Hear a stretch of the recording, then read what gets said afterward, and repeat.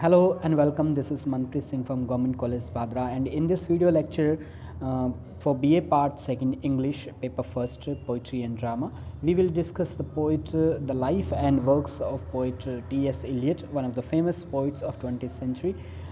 He is a very typical poet of modern poetry, and his poem The Love Song of J. Alfred Prufrock, which is prescribed in the syllabus of BA Part 2 for Bikaner University, Maharaja Ganga Singh University, Bikaner. This is the first video because this is a long poem. We will make more than one video for this lecture. First, we will learn about the poet Thomas Stearns Eliot. This is Thomas Stearns Eliot. He was from America originally, but later on he moved to England and got the citizenship of England. And he is also a Nobel laureate. He won the Nobel Prize for Literature. First, about the poet, his life. T.S. Eliot's full name is Thomas Stearns Eliot. Thomas Stearns Eliot, he was born on 26th of September 1888 and he died on 4th of January 1965. He was an American-born British poet. He was originally from America, but later on he took the citizenship of Britain. He was also a poet, essayist, publisher, playwright, literary critic, and editor. So he was a versatile writer. Born in St. Louis, Missouri state of America, to a prominent Boston Brahmin family, he moved to England in 1914 at the age of 25. So he was from Boston family. He had a prior knowledge of Hinduism and a lot more knowledge of Eastern culture, especially the Indian continental culture, and went on to settle, work and marry there. He moved to England in 1914 when he was of 25 years old, and later on he settled there and worked and married here in England. He became a British subject in 1927, so he got the citizenship of Britain in 1927 at the age of 39. So later on, subsequently renouncing his American citizenship, he renounced his American citizenship to become a British citizen. About his poetry, considered one of the 20th century's major poets. So T.S. Eliot is considered one of the greatest poets of 20th century, along with W.B.Yeats, which is also prescribed in your syllabus, and W.H. Auden and other poets like him. Considered one of the 20th century's major poets, Eliot attracted widespread attention for his poem The Love Song of J. Alfred Prufrock. It was published in 1915, which was seen as a masterpiece of modernist movement. Modernist movement, what was modernist movement? We will discuss modernism in a different topic in literary terms and literary history, but for now we can tell that modern period was the period after the First World War and what type of conditions there were, just like we discussed in W.B. Yeats' poem The Second Coming. So modernist poets try to write in try to write that type of form and using subject matter from the modern period when everything looked in chaos after the First World War. Everything, especially Europe, was in very great distress, and there was a decadence in the moral values of European people. So modernist poets try to write, they use this type of techniques like fragmentation and imagism and others like that, where they use macabre and very disappointing images to show the conditions of modern period when people were in very distressful mood after the First World War. So this poem was followed by some of the best known poems in the English language, including The Wasteland, 1922. This is considered as one of the best poems ever written in English literature. The Hollow Man, 1925, Ash Wednesday, 1930. All these poems have this same modernist tone and mostly the same type of technique, where he uses fragments and images to show the macabre and the very grotesque atmosphere that was there after the First World War. And his poem Four Quartets, that published in 1943. He was also known for his 7 plays. He also wrote plays, dramas, mostly closet plays that are read rather than produced on a stage. So his particularly special dramas plays were Murder in the Cathedral 1935, The Cocktail Party 1949, and he was awarded the Nobel Prize in Literature in 1948 for his outstanding pioneer contribution to present day poetry. What is this poem about? The Love Song of J. Alfred Prufrock. This is actually a cover from one of the earliest publications of this poem, The Love Song of J. Alfred Prufrock. First, The Love Song of J. Alfred Prufrock is a poem written by T.S. Eliot in 1910. It was written in 1910 and was published in 1915. The poem is dramatic or dramatic monologue or interior monologue. We learned about dramatic monologue when we read Rabbi Ben Ezra by Robert Browning.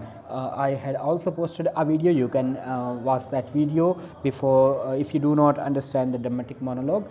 So this is a dramatic monologue where there is a narrator called J. Alfred Prufrock, and he is talking to someone, some lady perhaps, and he's looking forward to win her heart or to consummate his relationship with her, or maybe have sexual encounter with that woman. So this is a poem, a dramatic monologue, in which the speaker narrates the anxieties and preoccupations of his inner life. But this poem is interior monologue as well, where the narrator or the speaker of the poem is trying to cope with his anxieties. He's very anxious. He cannot put in words how he feels and how he wants to have sexual experience with that lady, but he's also afraid that his inadequacies or his inefficiencies will be ridiculed. He feels like a broken man, a middle-aged man who's going bald, and he is bald, a little bald on his head, and his inferiority syndrome or his inferiority complex and his anxieties are keeping him from talking openly or frankly with that woman. So this is a very symbolic of a poem, a typical poem that shows how the modern man felt after the disastrous First World War, the war to stop all wars, and how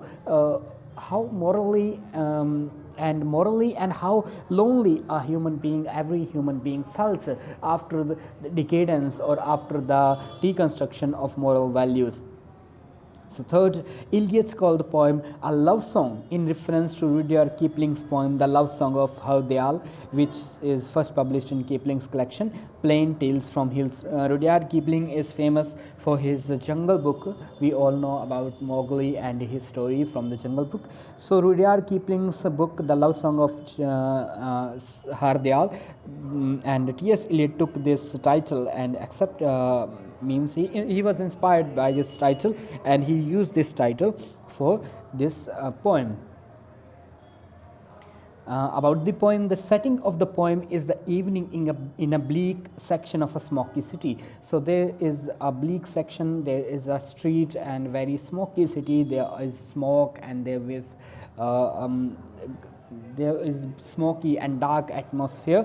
The city is probably St. Louis, where Eliot grew up, and also could be London. This could be any city to which Eliot moved in 1914. Eliot, however, probably intended the setting to be any city in the world. It could be any city in the world. So this is a poem that is symbolic of showing how human being felt after the World War, and how human being felt after the decadence, after the loss of moral values, after the deconstruction of human values, decentralization of that was caused by the First World War. And next, the Prufrock, the poem speaker. Prufrock is the speaker of the poem. He seems to be addressing a potential lover. There is a lady, a lover, a potential. Maybe he sees an opportunity in that lady. He feels that he can score with that lady, but his anxieties and his inferior complex is keeping him down, with whom he would like to force the moment to its crisis by somehow consummating their relationship. but Prufrock knows too much of life to dare an approach to the woman. He is afraid. He cannot dare to talk to that woman. He cannot talk frankly to that woman. He is afraid that he will be turned down and the lady will mock his inefficiencies, or his inferiorities. In his mind, he hears the comments others make about his inadequacies.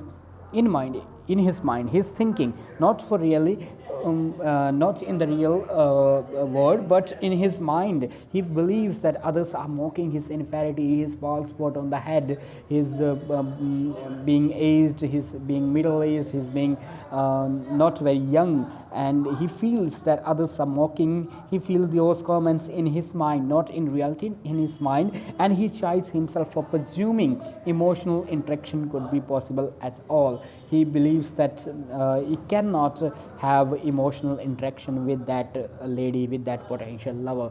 It is his mental state. So this poem shows the loneliness of a person. एक व्यक्ति के मन का अकेलापन जो है, the loneliness, the alienation, and the loneliness that a person feels even sitting in a crowd. This poem symbolizes that alienation in the form of Prufrock. What is the theme of the poem? It is considered one of the quintessential, typical works of modernism, a literary movement at the turn of 20th century that emphasizes, what are the themes? Emphasize themes of alienation, isolation, and the diminishing power of traditional source of authority. So there is alienation, a feeling of estrangement, a feeling of अजनबी feel करना ज़माने के बीच रहते हुए भी, and isolation means अकेलापन feel करना, and the diminishing power of traditional source of authority. जो traditional source of authority थे, उनका diminishing power, उनका घटती हुई जो रोब है, जो शक्ति है, उसको फील करती हुई ये पोएम, उसे शो करती हुई पोएम है.